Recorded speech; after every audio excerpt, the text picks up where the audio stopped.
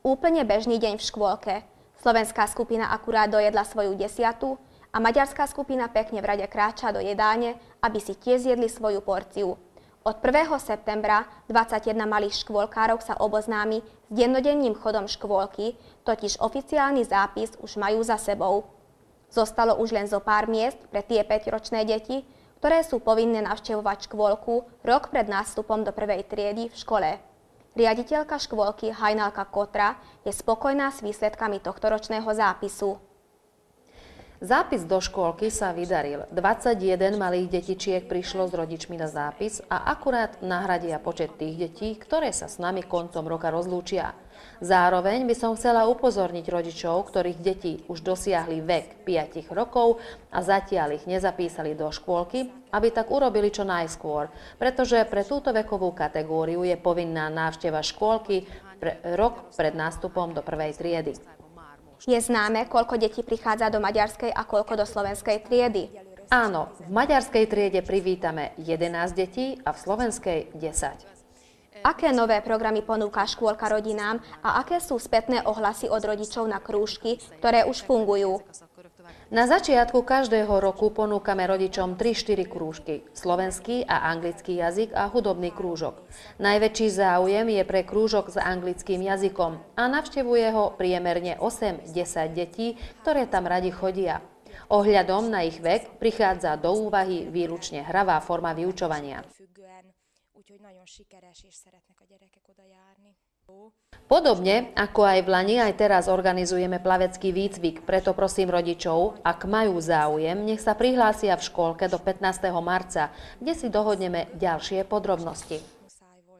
Škôlka teda ponúka rôzne programy pre deti, ale prvoradé je, aby deti boli v čistom a hygienickom prostredí deň čo deň. Dobre vieme, že stav budovy vyžaduje stály dozor, avšak je jedna z najstarších budov v obci, kde dnešní 40-tníci chodili ešte do školy. Kto by sa nepamätal na olejovú dlážku, ktorá dodnes o sebe dáva znať. Čas nadišiel veru aj nad ňou, teda jej výmena je v plnej miere odôvodnená a vďaka samospráve a miestnemu podnikateľovi Gabrielovi Vígovi sa to aj obnoví. Výmena dlážky je nutná hlavne zo zdravotných dôvodov, pretože kvalita vzduchu nezodpovedala hygienickým predpisom. Bolo veľmi cítiť starý, zatuchnutý zápach, preto situáciu bolo treba riešiť.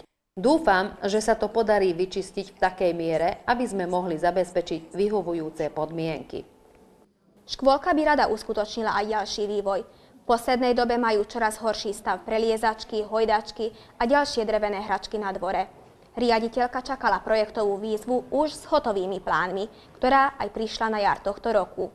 Spolu s projektovou manažérkou obce Judith Čoukáš sa chystajú podať 2 projekty pre škôlku. Prvý projekt vyhlásil ministerstvo škôlstva, ktorá je vyslovene určená na obnovu ihrísk v škôlkach a na rekonštrukciu telocviční. Maximálna finančná pomoc predstavuje 3300 eur.